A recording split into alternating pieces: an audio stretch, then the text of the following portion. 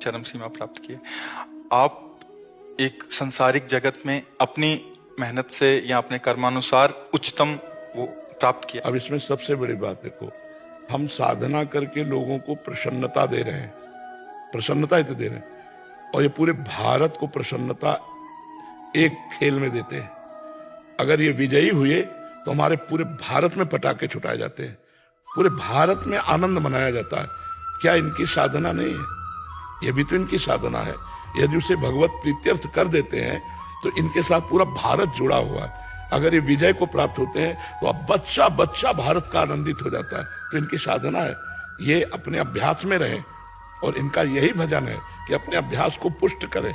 भले वो खेल है, लेकिन पूरे भारत को आनंद प्राप्त होता है इनके विजयी होने पर। अगर हम कहीं किसी कारणवश, तो हमें अभ्यास की पुष्टता पर ध्यान देना चाहिए। हमारे अभ्यास में कमी नहीं होनी चाहिए, और बीच बीच में नाम स्मरण कर लेना चाहिए। तो इनके लिए यही साधना है।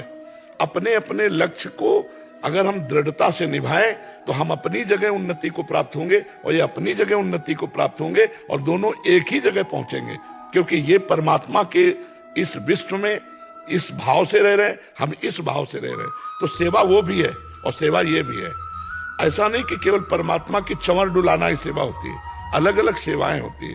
तो इनको भगवान ने खेल सेवा दी। अगर इस सेवा में प्रवीणता पूर्वक इस संसार को सुख पहुंचा रहे हैं और नाम जप कर रहे हैं, तो ये भगवान की सेवा ही कर रहे हैं। महाराज जी, इसमें कभी तो एक सफलता मिलती है, कभी असफलता। हाँ, इसमें थोड़ा गंभीर रहना में और असफलता में। हाँ, इसमें सुख दुखे समय कृत्वा लाभा लाभो जया जयो, भगवान ने इसीलिए कहा है। तो हमारा कभी कभी क्या होता है कि जैसे हम 15-20 लोग एक उसमें हैं, अब कईयों के प्रारब्ध उसमें जुड़े होते हैं। आपके अभ्यास की कमी नहीं है, लेकिन प्रारब्ध उसमें जुड़ा हुआ है।